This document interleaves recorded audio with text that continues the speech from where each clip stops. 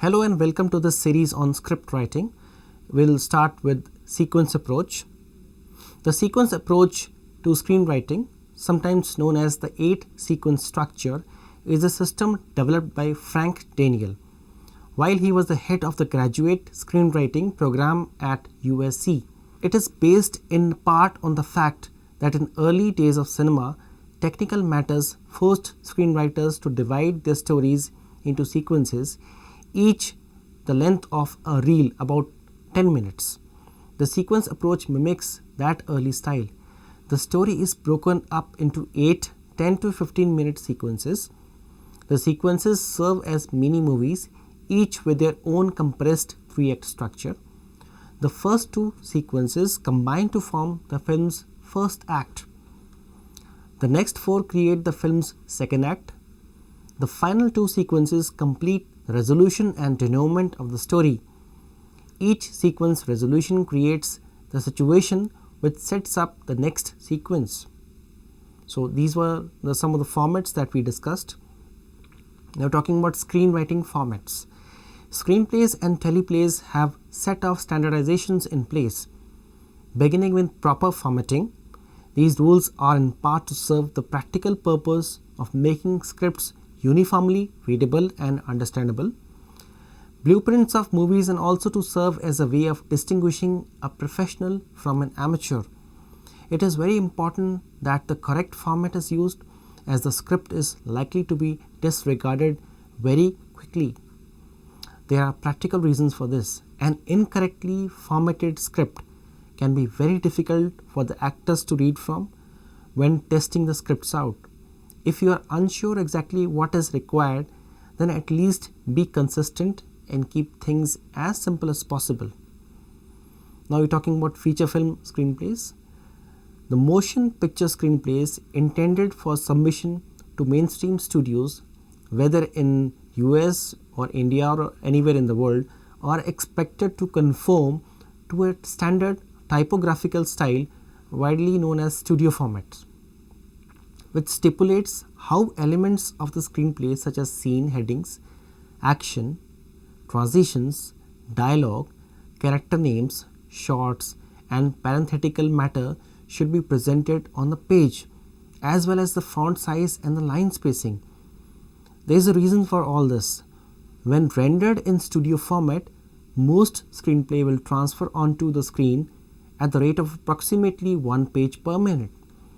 This rule of thumb is widely contested. A page of dialogue usually occupies less screen time than a page of action, for example, and it depends enormously on the literary style of the writer, and yet it continues to hold sway in modern Hollywood. But definitely the style is there and it has to be conformed to. There is a universal style for script writing and definitely we have to adhere to that style, but there is no single standard for studio format. Some studios have definition of required format written into let's say the rubric of their writer's contract. The Nicole Fellowship, a screenwriting competition run under the auspices of Academy of Motion Picture Arts and Sciences, has a useful and accurate guide to the screenplay format. You can also have it look on the net more about this. A more detailed reference is the complete guide to standard script formats. All these information are readily available from the internet. We are talking about screenplays. Screenplays are usually 90 to 120 pages long. Comedies and children's films are usually shorter. We are talking about feature screenplays over here. Screenplays are almost always written as monospaced font, often a variant of Courier or Courier New, both mostly used as 12-point font.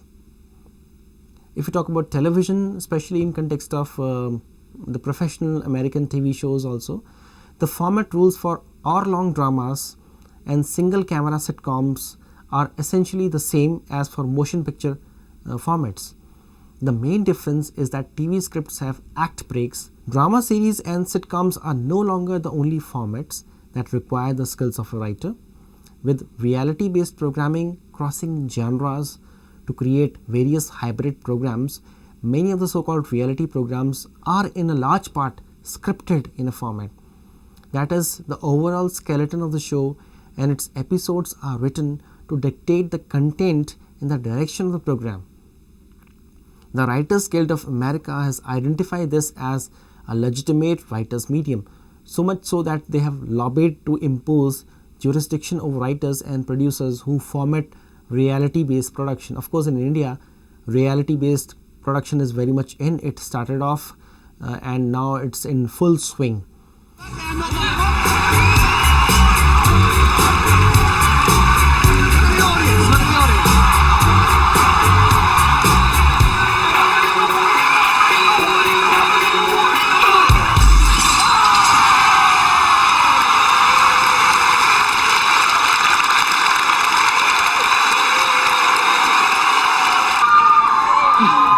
Okay, Amanda. I am just absolutely dumbstruck. That was bloody brilliant.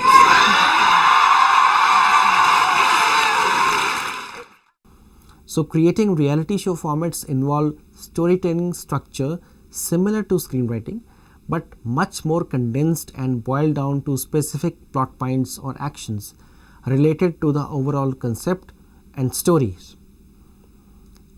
If you talk about documentaries, the script format for documentaries and audiovisual presentations, which consist largely of voiceover matched to still or moving pictures, is different again and uses a 2-column format, which can be particularly difficult to achieve in standard word processors, at least when it comes to editing.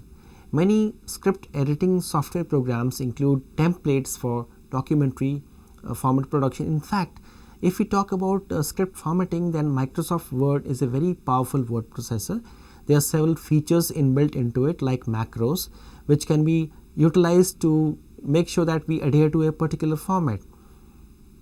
If we talk about the physical format, then American screenplays are printed single-sided on 3-hole punch letter-sized paper, that is 8.5 into 11-inch paper, and held together with 2 brass brads in the top and bottom hole. So these are very specific formats and they are very carefully adhered to. The middle hole is left empty. In UK, the double-holed punched A4 paper is often used, although some UK writers use the US letter paper format, especially when their scripts are to be read by American producers, since otherwise the pages may be cropped when printed on US paper.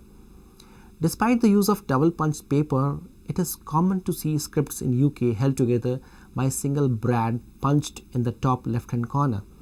This makes it easy to flip from page to page during script meetings and may have something to do with the taller page of A4. Screenplays are usually bound with a light cardstock cover and back page, often showing the logo of the production company or agency submitting the script. Increasingly, reading copies of screenplays, that is, those distributed by producers and agencies in hope of attracting finance or talent, are distributed printed on both sides of the paper, often professionally bound, to cut down on paper waste out of environmental concerns. Occasionally, they are reduced to half size to make a small book which is convenient to read or put in a pocket. This is generally for use by the director or other production crew during shooting.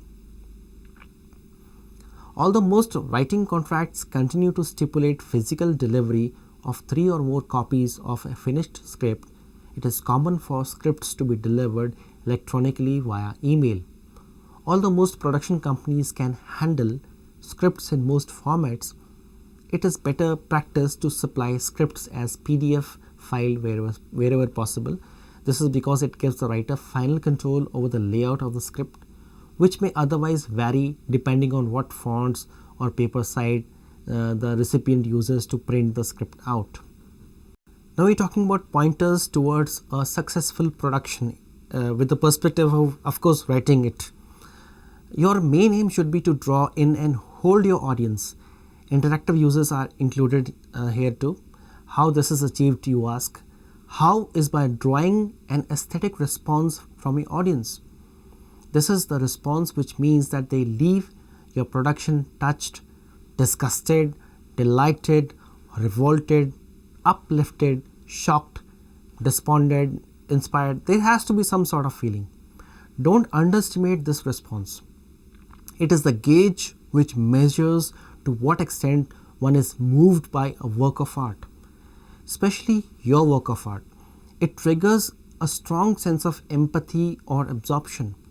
We respond to tragedy and thrilling action, wit, whimsy, fantasy, but not to mediocrity. So the aesthetic response can mean the difference between a forgettable work and an award winner.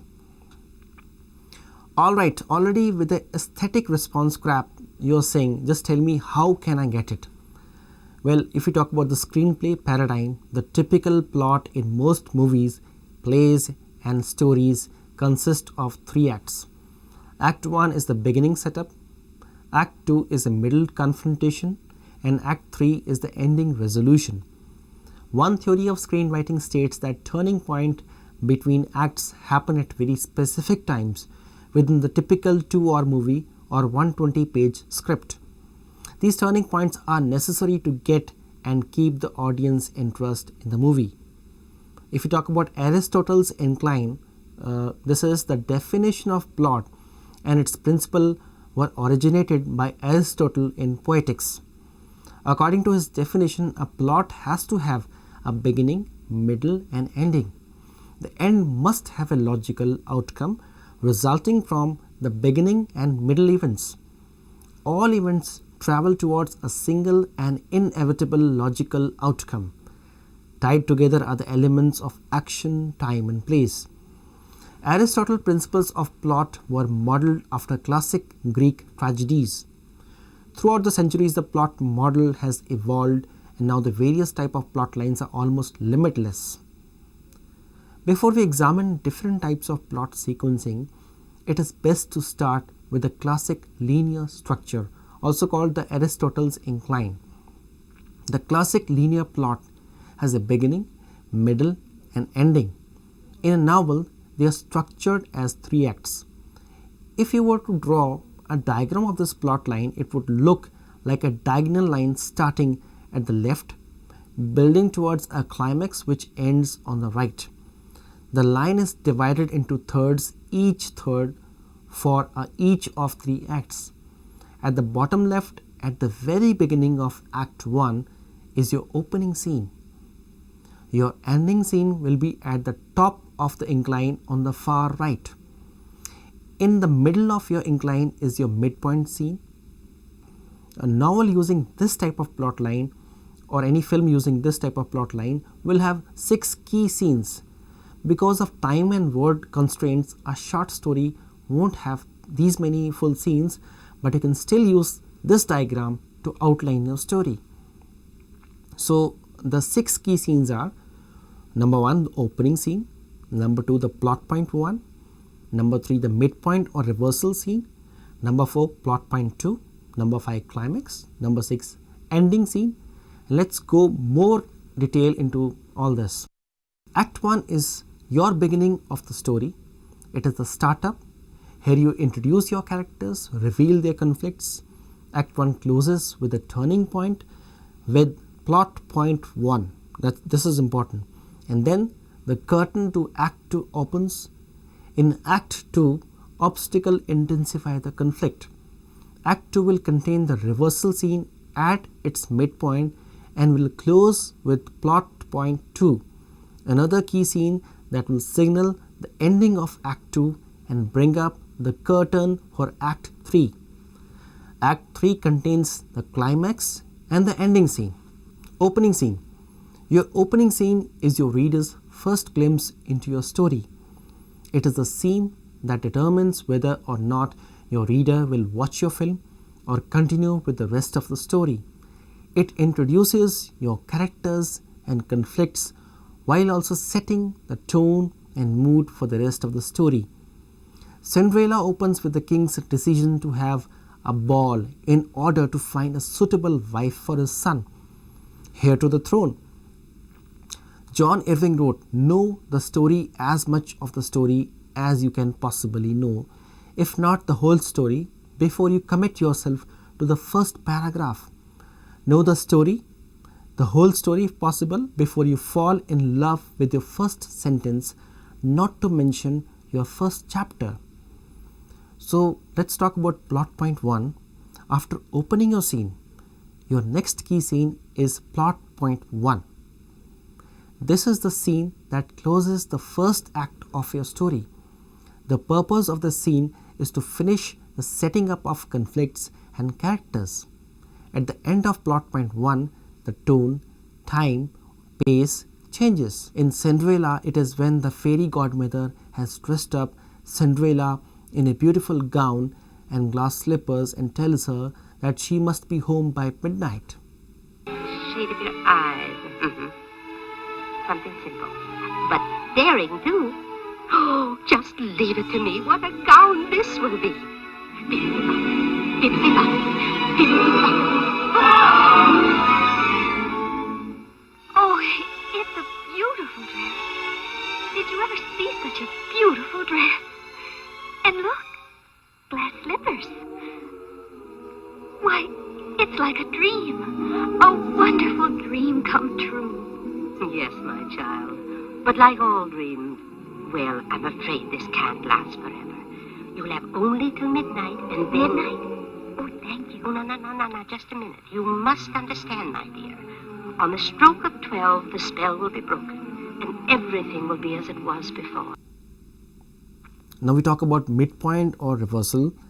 In a movie, the midpoint occurs at the midpoint, that is the end of the first hour of a 2-hour movie, or around page 60 in a script. In a novel or a story, you will also have a midpoint.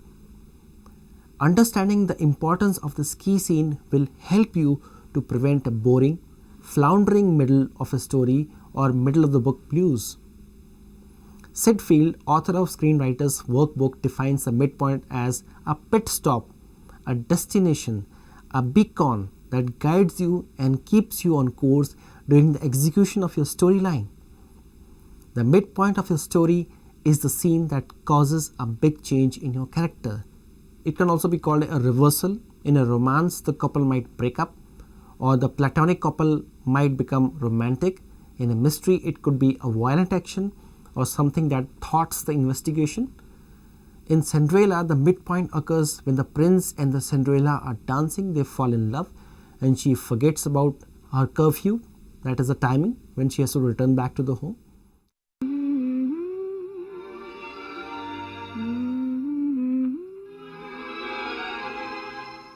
So this is love. So this is love. So this is what makes life. I'm all aglow. The midpoint serves another purpose in your story.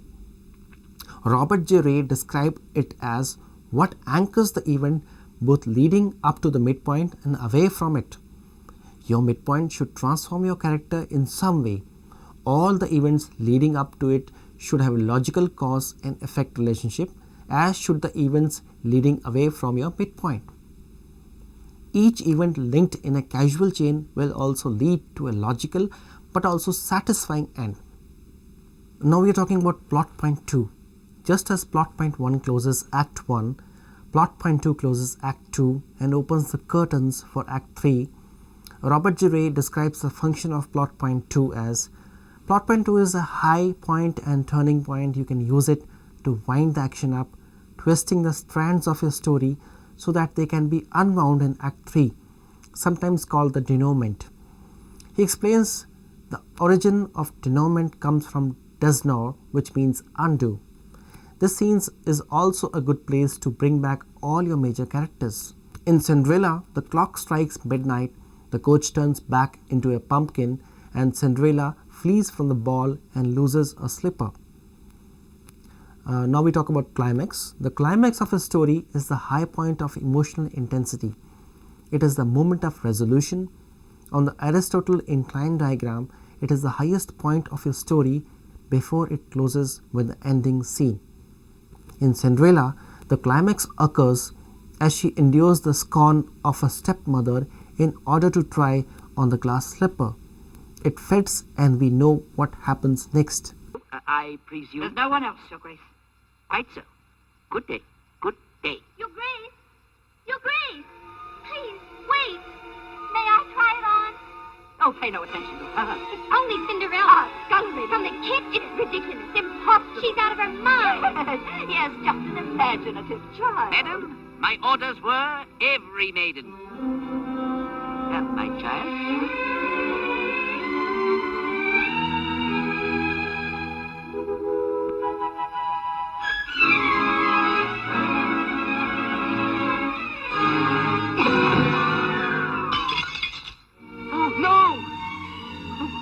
No. Oh, no. Oh, this is terrible. The king, what will he say? What will he do? But perhaps if it would help. No, nothing can help now. Nothing. But you see, I have the other slipper.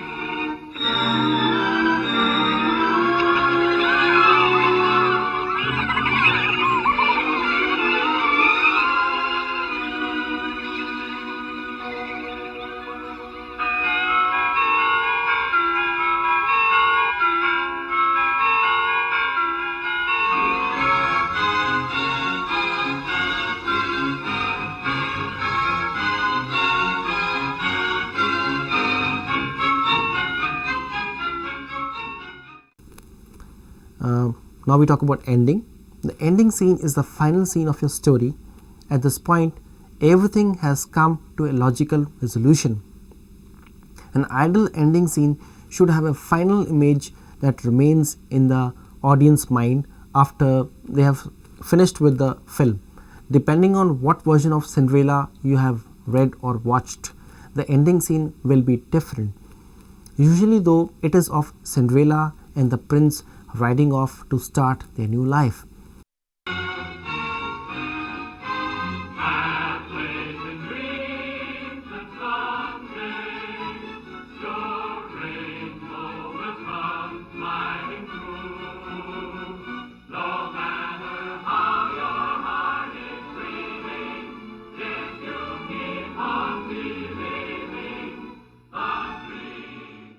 Getting the audience interest before you can think of getting the audience attention and interest in watching the screenplay you're writing, you must get the interest of a studio script reader who is working for an agent, producer or studio.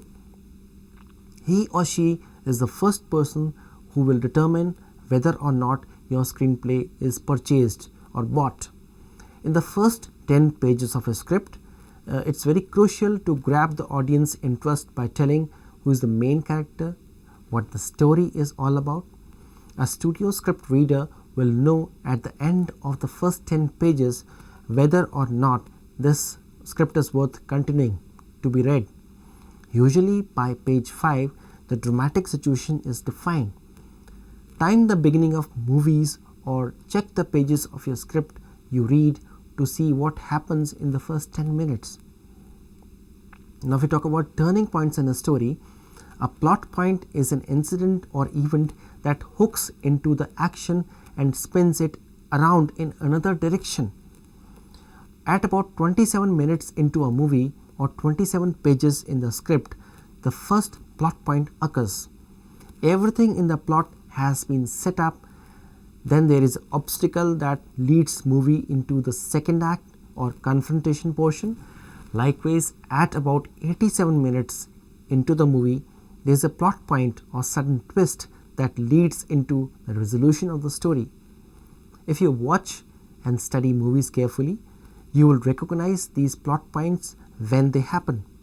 You will also see how vital they are to the development and resolution of the story.